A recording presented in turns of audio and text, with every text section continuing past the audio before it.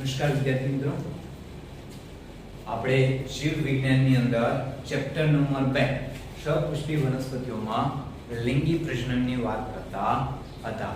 તો આપણે પ્રીવિયસ લેક્ચરની અંદર જોયું હતું તો કે બીજાશય વિશે આપણે વાત કરી હતી અને એ બીજાશયની અંદર તો કે મહાબીજાણુ માતૃકોષનું નિર્માણ થતું હતું. તો હવે આગળ આપણે જોઈએ છીએ કે મહાબીજાણુ જનનની વાત કરીએ છીએ. તો કે આ મહાબીજાણુ જનનની વાત કરીએ તો કે આપણે જોયું હતું તો કે આ ભાગના અંદરથી હૃદયના ભાગમાંથી મહાબીજાણુ માતૃકોષનું નિર્માણ થયું હતું. તો જેને આપણે શું કહેતા હતા? એમએમસી.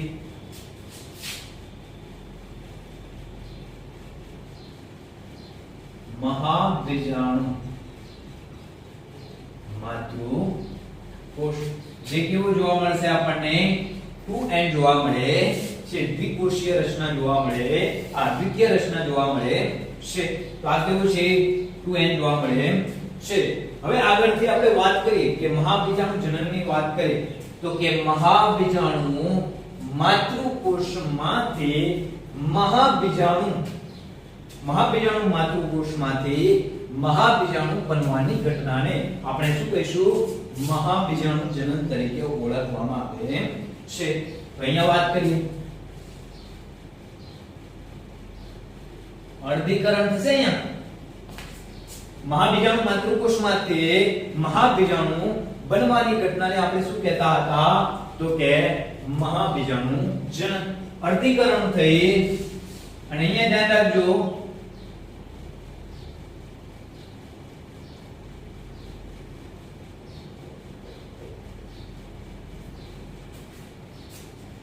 આ રીતે ચાર કોષોનું એટલે આ જે ચાર કોષો થયા એ રેખીય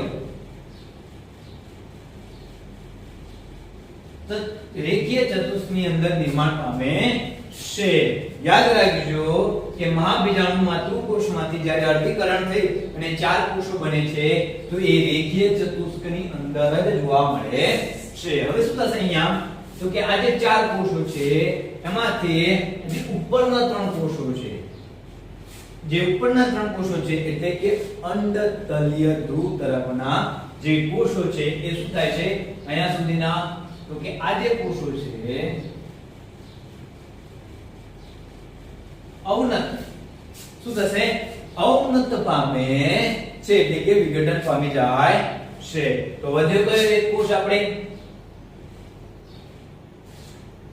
આ કોષ વધ્યો, આને આપણે કહીશું મહાબીજાણુ.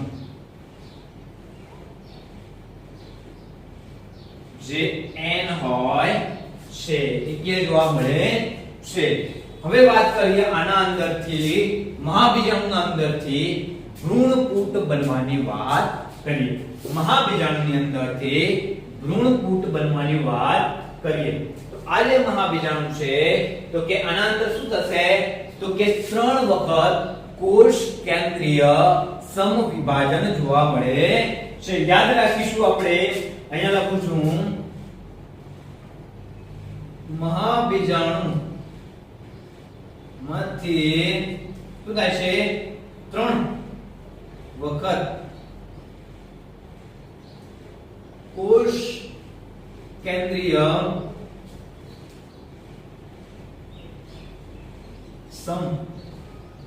સમવિભાજન જોવા મળે. યાદ રાખીશું આપણે કે આ જે મહાબીજાણુ છે એનું કોષીય નહીં, કોષ કેન્દ્રીય સમવિભાજન થાય છે. આપણે અહીંયા કોષીય વાત નથી કરતા, કોષ કેન્દ્રીય વાત કરીએ છીએ. તો અહીંયા જોઈએ તો કે પહેલી વખત કરીએ આપણે તો આ રીતેની રચના થશે. કોષ કેન્દ્રીય એટલે 1 અને 2. કયા બે કોષ કેન્દ્રો? 3 વખત કરવાનું છે. બીજી વખત જોઈએ 2 માંથી કેટલા થશે સમવિભાજનની અંદર? તો કે 4 થશે. ક્લિયર આ વસ્તુ? અને હવે પહેલી વખત કર્યું, બીજી વખત કર્યું અને ત્રીજી વખત કરી જોઈએ આપણે. તો ત્રીજી વખતની અંદર શું થશે?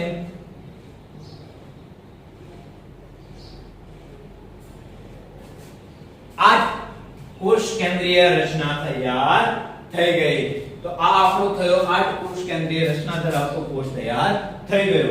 તો અહીંયા શું થશે તો 3 વખત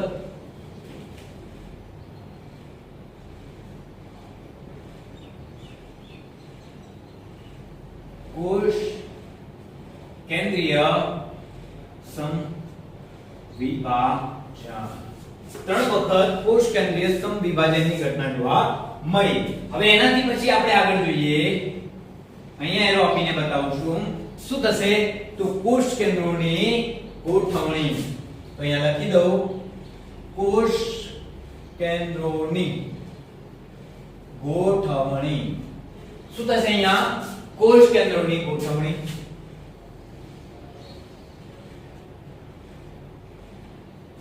આ રીતે કોષ કેન્દ્રો ગોઠાશે 1 2 3 અહીંયા રહેશે 1 2 આ થયું આપણું કોષ કેન્દ્રીય ગોઠવણી જોવા મળી.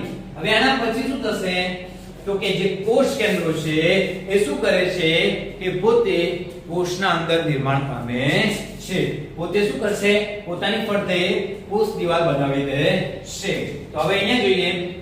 અહીંયા ફરીથી જોઈએ એક વખત તો કે આ જે 3 કોષ કેન્દ્રો ઉપરના ગોઠવાયા છે એ કયા છે આપણે તો કે આ ભાગે અંડતલીય ધ્રુવ્ય ભાગ છે એ ભાગના છે. અને નીચેના છે એ કયો ભાગ છે અંડક છિદ્રના ભાગે જોડાયેલા જોવા મળે છે. હવે વાત કરીએ તો કે કોષો શું કરે છે આ કોષ કેન્દ્ર તો કોષ દિવાલનું નિર્માણ કરે છે.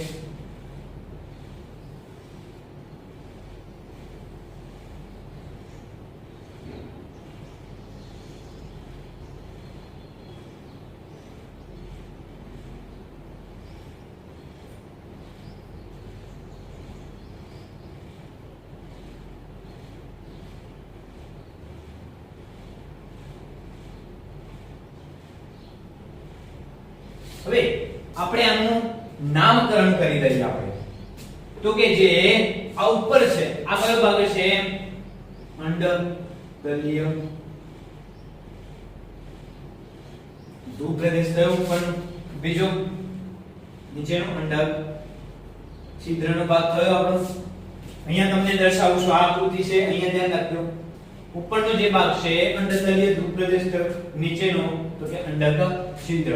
હવે નામ આપી દઈએ તો આ જે 3 છે અંડતલીય બાજુના જે જોડાય જે બનેલા છે કોષો આ કોષોને આપણે શું કહીશું પ્રતિધ્રુવીય કોષો તરીકે ઓળખવામાં આવે છે. હવે અહીંયા ધ્યાન આપો. આ જે નીચે છે એની અંદર જો વચ્ચે એક મોટો છે ને બાજુ બે નાના છે. આ જે બંને નાના છે એને આપણે કહીશું સહાયક કોષ અને જે વચ્ચે છે એને અંડકનો કોષ તરીકે ઓળખાય. આને કહીશું આપણે અંડકનો કોષ તરીકે ઓળખાય છે. હવે આપણે જોઈએ આગળ તો કે અંડકના કોષો હવે વધ્યા બે. આ બંનેનું નામ છે દ્વિધ્રુવીય કોષ કેન્દ્ર.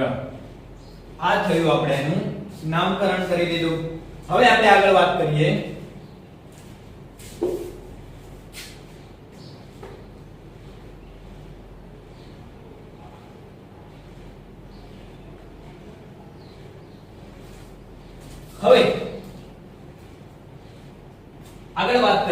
તો કે જે અંડકનો જે અહીંયા છે તો કે આ 3 ભેગું મળી અહીંયા આવી રચના જોવા મળે છે. આ રચનાને આપણે શું કહીશું તંતુ પ્રસાધન. જેમ જેમ ભ્રૂણપુટ વિકસિત થાય છે તેમ તેમ આગળ અમુક રચનાઓ વિકસિત થતી જાય છે. તો આગળ જતા તંતુ પ્રસાધન પણ વિકસિત થાય છે. હવે યાદ રાખીશું એક ઇમ્પોર્ટન્ટ કે તંતુ પ્રસાધનનું કાર્ય.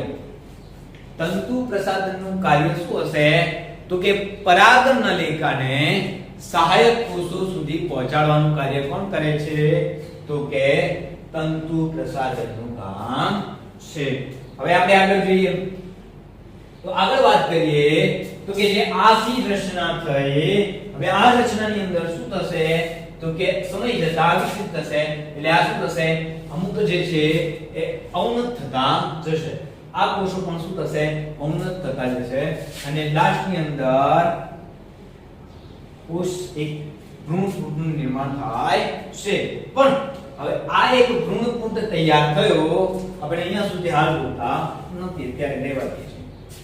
આ જે આપણો થયો ભ્રૂણપૂટની રચના થઈ, તો આ ભ્રૂણપૂટની અંદર હવે આપણે જોવાનું છે કે કેટલા કોષ કેન્દ્રીય રચના થઈ અને કેટલી કોષીય રચના થઈ. તો આપણે સૌપ્રથમ જોઈએ કોષ કેન્દ્રીય રચના કેટલી થઈ. તો કોષ કેન્દ્રો આપણે ગણીએ, કેટલા કોષ કેન્દ્રો થયા આ ભ્રૂણપૂટની અંદર? એક કોષ કેન્દ્ર, બે કોષ કેન્દ્ર, ત્રણ કોષ કેન્દ્રીય, 4 5 6 7 અને 8. એટલે જે આ ભ્રૂણપૂટ તૈયાર થયો તો કે વિકસિત ભ્રૂણપૂટની વાત કરીએ આપણે તો કે એના અંદર પહેલું 8 કોષ કેન્દ્રીય રચના જોવા મળે છે. યાદ રાખીશું આપણે 8 કોષ કેન્દ્રીય, ફરીથી કહું 8 કોષ કેન્દ્રીય કેવી રીતે થયા? એક કોષ કેન્દ્ર, બીજું કોષ કેન્દ્ર, ત્રીજું કોષ કેન્દ્ર, 4 5 6 7 અને 8. આ રીતે શું થયું 8 કોષ કેન્દ્રીય રચના તૈયાર થઈ. હવે એના પછી વાત કરીએ આપણે કોષીય રચના. તો કેટલા કોષો બન્યા? તો કે એક કોષ, બે કોષ, ત્રણ કોષ, 4 5 6 અને સાતમો આ આખો. અહીંયા કોઈ કોષ દિવાલ છે નથી, એટલે આ જે થયો આખો એક કોષ ગણાશે. એટલે કેટલા થયા? 7 કોષીય રચના થઈ.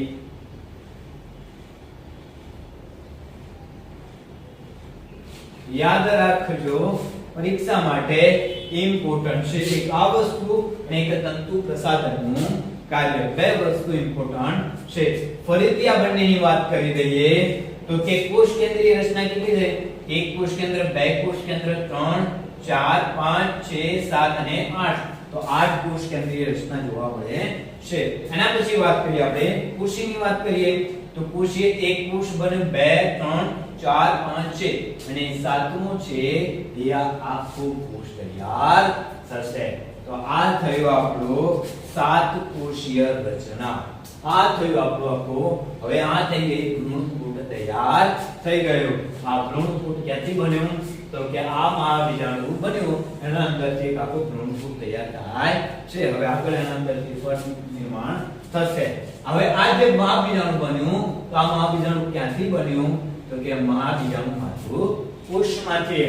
આપણને મહાબીજાણુ જનનની વ્યાખ્યા આવડતી હવે જોઈએ તો કે મહાબીજાણુ માતૃકોષમાંથી મહાબીજાણુ બનવાની ઘટનાને આપણે શું કહીએ છીએ? મહાબીજાણુ જનન તરીકે ઓળખાય છે. એટલે મહાબીજાણુ માતૃકોષમાંથી રેખીય ચતુષ્કનું નિર્માણ થાય છે. યાદ રાખીશું. અને કયા ત્રણ અવનત થાય છે? તો કે ઉપરના ત્રણ. પણ કયા ત્રણ હશે ઉપરના? તો કે અંડતલીય પ્રદેશનો જે ભાગ છે એ. પછી આ થયું આપણું એક મહાબીજાણુ નિર્માણ થઈ ગયું. આ જે છે આપણું એક મહાબીજાણુ નિર્માણ થઈ ગયું. ત્રણ વખત શું થાય છે? કોષ કેન્દ્રીય સમવિભાજન થાય છે. થયું ત્રણ વખત. ઓકે. એના પછી આ રીતની રચના જોવા મળી. આ જે થયું તો એના અંદર આપણે શું કર્યું? એનું કોષ કેન્દ્રની ગોઠવણી કરી, અને કોષ કેન્દ્રની ગોઠવણી બાદ આપણે એક આખો નવો ભ્રૂણપૂટ તૈયાર કરી દીધો